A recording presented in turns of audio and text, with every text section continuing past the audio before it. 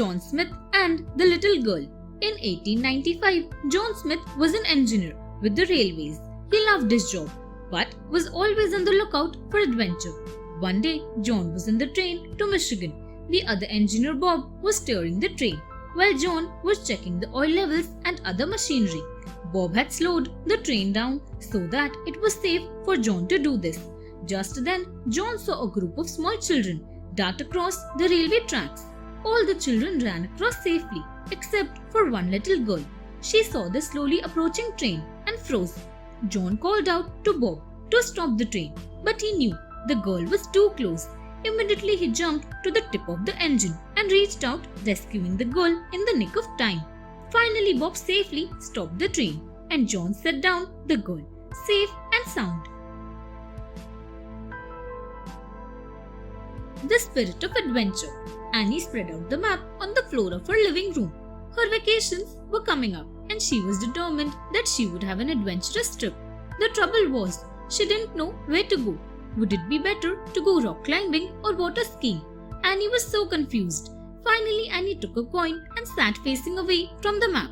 Closing her eyes, she tossed the coin over her shoulder. Wherever the coin lands, that's where I'll go first, she thought. When she turned around, she was confused. Where was the coin? It had rolled off under a chair. Annie decided to go off the map, just like the coin. That is why she decided to go skydiving. Now she was flying high up in the air, waiting to jump out. It was the most thrilling adventure she had ever experienced, and she promised herself that it would not be the last.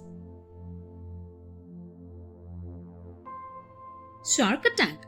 Dr. Jonathan Rees was a scientist. He had been studying the plants near coral reefs, and today was his last dive underwater.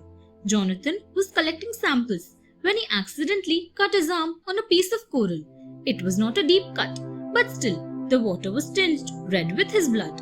Before he could swim up to the surface, his worst fears came true. Smelling the blood in the water, a shark came, swimming closer and closer to him.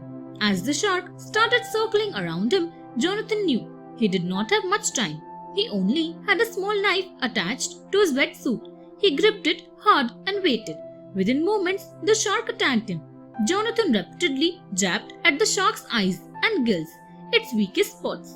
As soon as the shark swam away, Jonathan pushed towards the surface of the water. He could hardly believe that he had survived a shark attack. Thin ice. Jason and Ben were spending their winter holidays with their uncle. The boys were very excited as the temperature was below freezing that day. The lake must have frozen, Uncle, said Ben. Can we go skating on it? Uncle said. Until I make sure the ice is thick enough, you two must not go near the lake. However, later that day, Ben convinced Jason to go to the lake with him. It looked frozen solid. Ben ran out onto the ice without a care, and before he knew it, there was a loud crack. The ice was too thin, and Ben fell into the ice water.